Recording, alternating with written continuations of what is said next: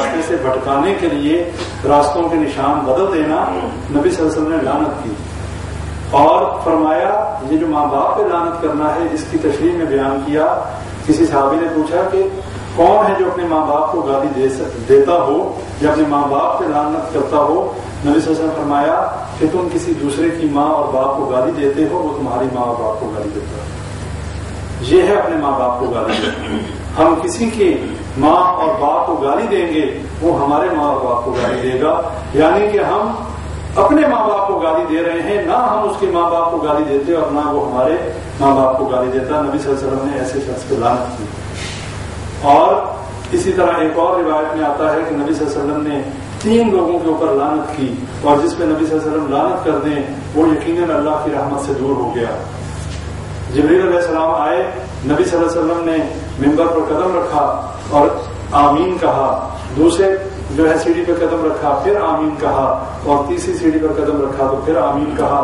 صحابہ کرام نے پوچھا کہ اے اللہ کے نبی صلی اللہ علیہ وسلم، آپ نے آج ایک ایسا کام کیا ہے کہ جو اس سے پہلے نہیں کیا.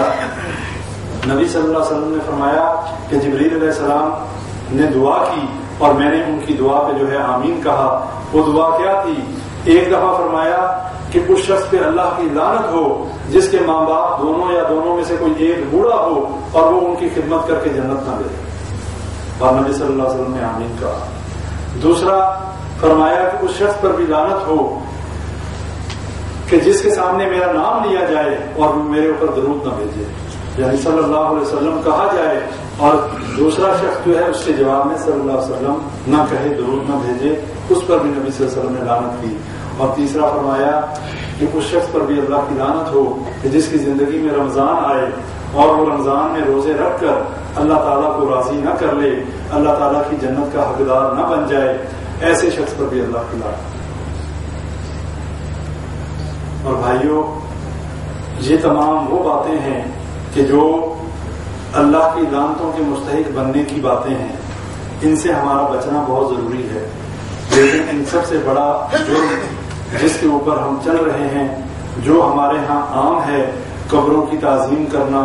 قبروں کے اوپر قبروں کا احترام ضرور کیجیے، اسلام اس چیز سے منع نہیں کرتا، لیکن احترام کی ایک حد ہے.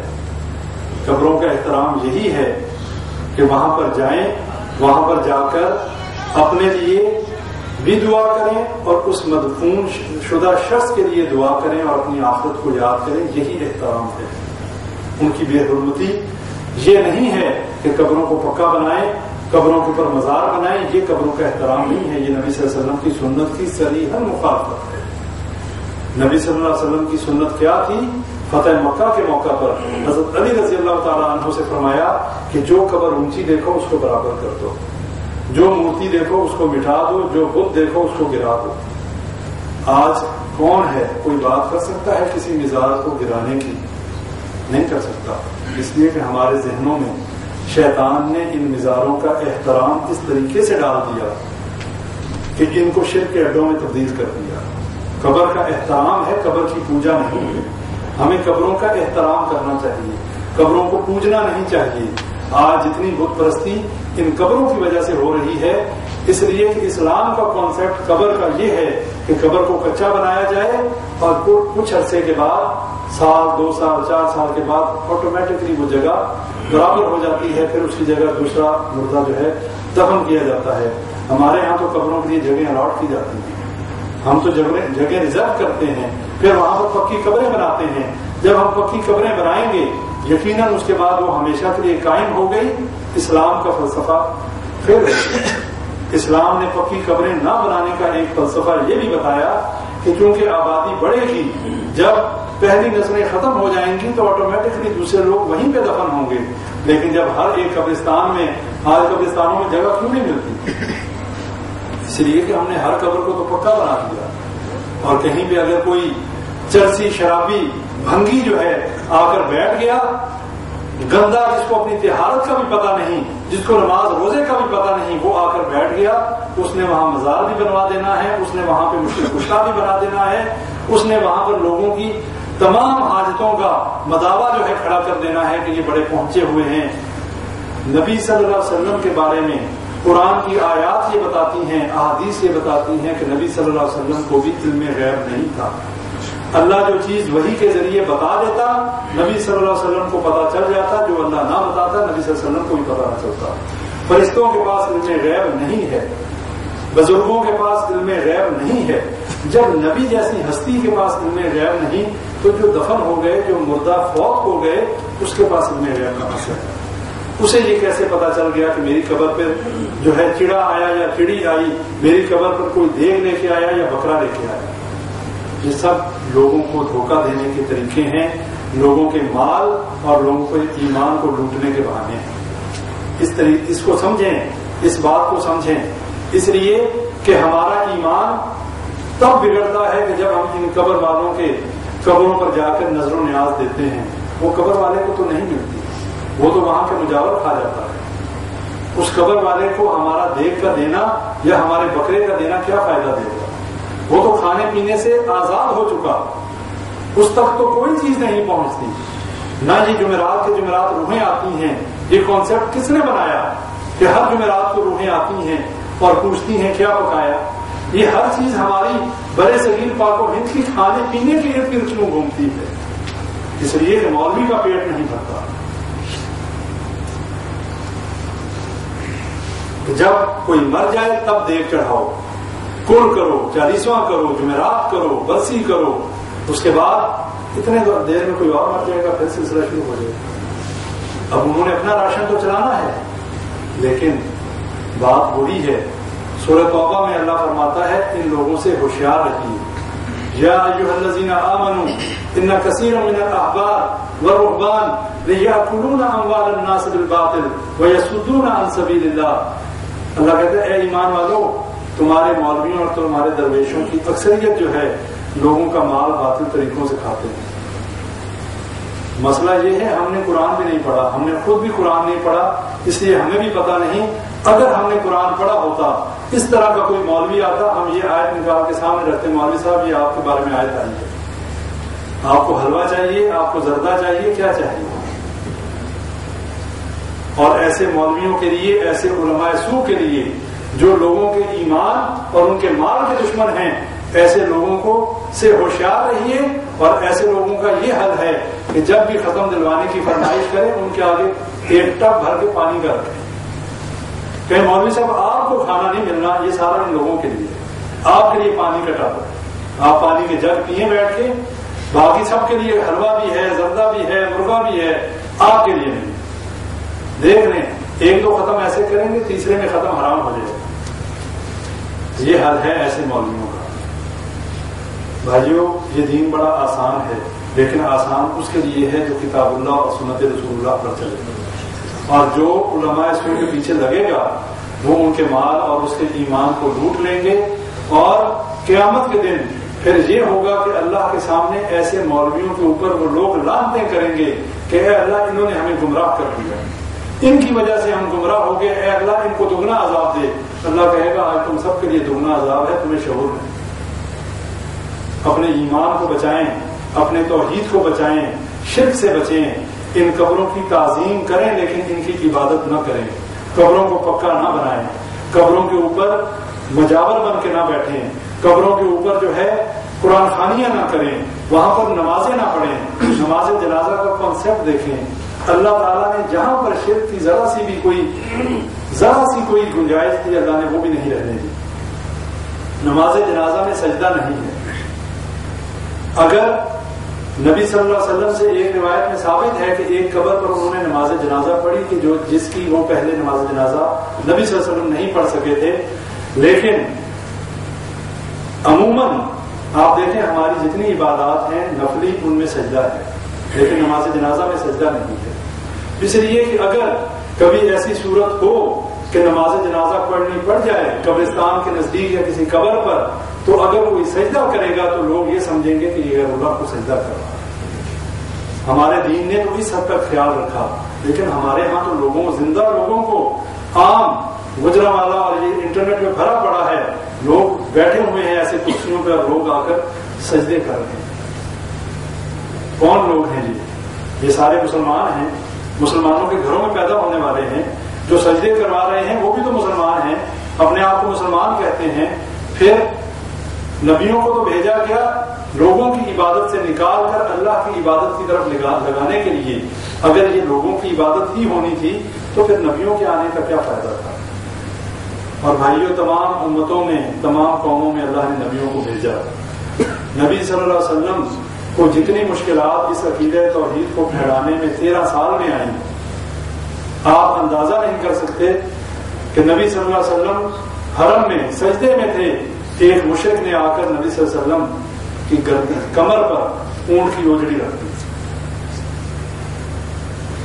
اور کوئی ہٹانے والا نہیں. حضرت فاطمہ رضی اللہ تعالی عنہا نے جب دیکھا، وہ بھاگتی ہوئی آئی اور انہوں نے اس اوجڑی کو پرے کیا اور نبی صلی اللہ علیہ وسلم کی کمر سے اس اوجڑی کو اتارا. ایک مشرک نے نبی صلی اللہ علیہ وسلم کی گردن میں چادر ڈال کر اتنی زور سے اس کو بل دیے کہ سانس جو ہے رکنے لگا، گلا گھونٹنے کی کوشش کی. حضرت ابوبکر صدیق رضی اللہ عنہ آ گئے، رات کے دھکا دے کر اسے پرے کیا اور کہا کہ کیوں اس بندے کو اس لیے قتل کرتے ہو، اس لیے مارتے ہو کہ یہ کہتا ہے کہ میرا رب اللہ ہے. ہمارے ساتھ تو ایسا معاملہ نہیں ہے، نہ تو ہمیں آ کر کوئی گریبان سے پکڑتا ہے. آج تو حالات کافی بدل گئے، آج میڈیا کی آزادی کافی ہو گئی، اسی وجہ سے ہمیں پتہ بھی چلتا ہے ان معاملات کا.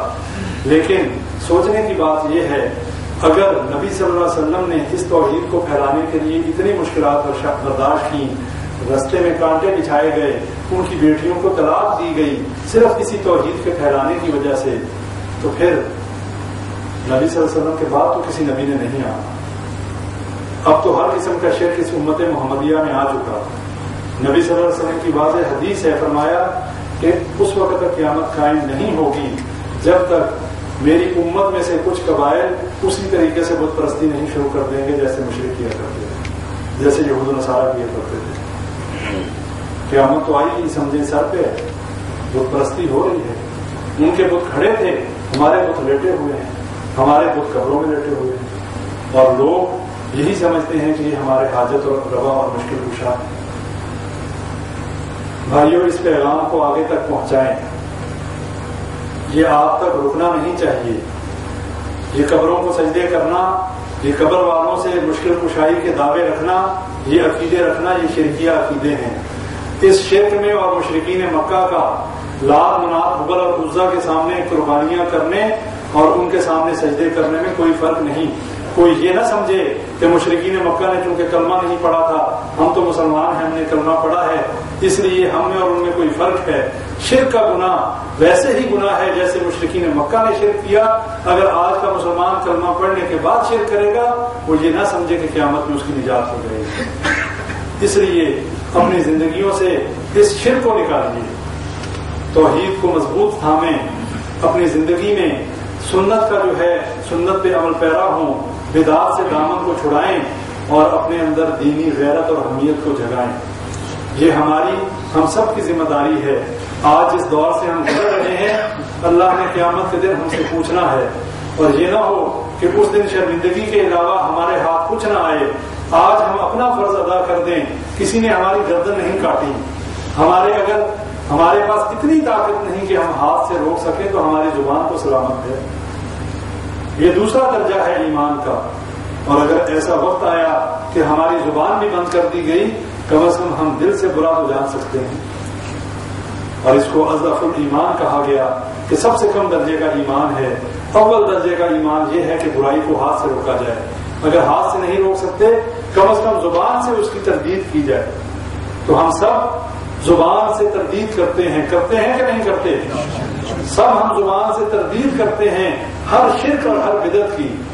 اور اللہ کی توحید کو انشاءاللہ ہم لازم پکڑیں گے، اور قبروں کی تعظیم کی جائے گی، عبادت نہیں کی جائے گی.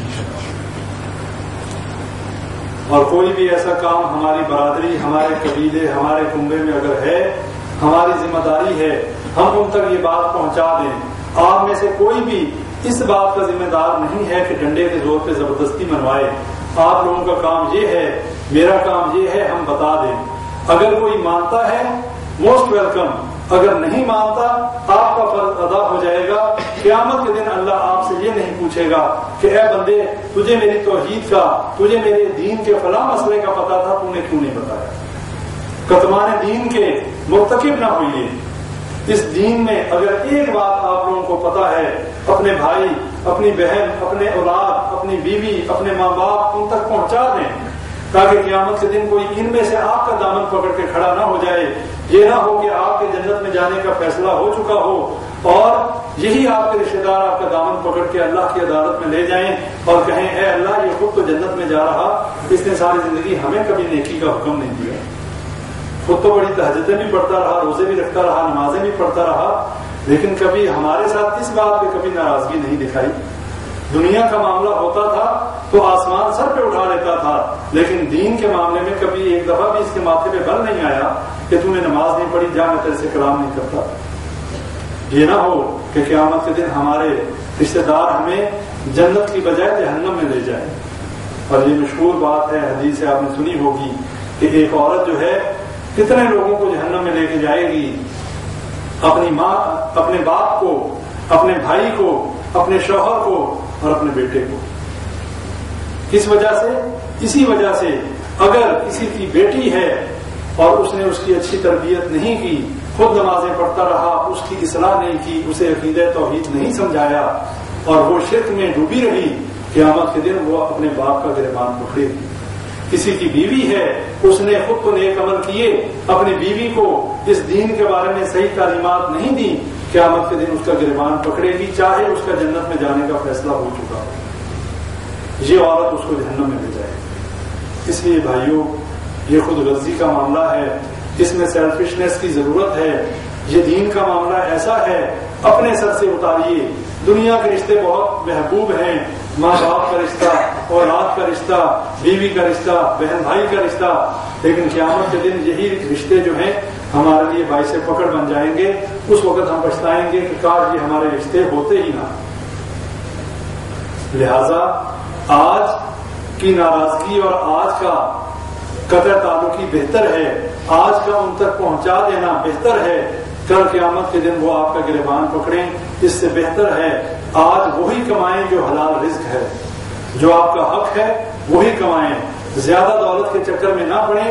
یہ دولت آپ بھی چھوڑ جائیں گے، میں بھی چھوڑ جاؤں گا، اور جب چھوڑ جائیں گے تو عیاشی ہماری اولاد کرے گی اور کل قیامت کو بھگتنا ہمیں پڑے گا۔ اس لیے اتنا کمائیں کہ جو حلال کا ہے، اس چکر میں نہ پڑیں۔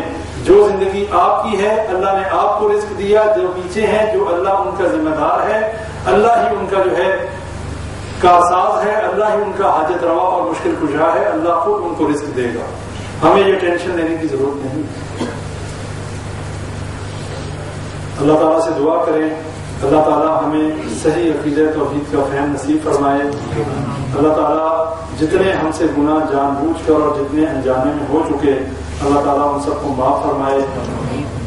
سر ایک سوال ہے، ابھی آپ نے فرمایا کہ قبر کے اوپر جا کے تلاوت کرنے کا منع فرمایا گیا، جی تو سر اس کے بارے میں تھوڑی ہیلپ کریں کہ فاتحہ خوانی بھی کی جاتی ہے وہاں پہ؟ میرے بھائی یہ فاتحہ خوانی کہیں سے ثابت نہیں ہے نا، یعنی کہ سورۃ فاتحہ نہیں پڑھنی چاہیے قبر پہ جا کے؟ بھائی اس کے لیے کوئی دلیل چاہیے نا، کہ سورہ فاتحہ پڑھنے کے لیے کوئی حدیث تو چاہیے کہ فاتحہ پڑھو۔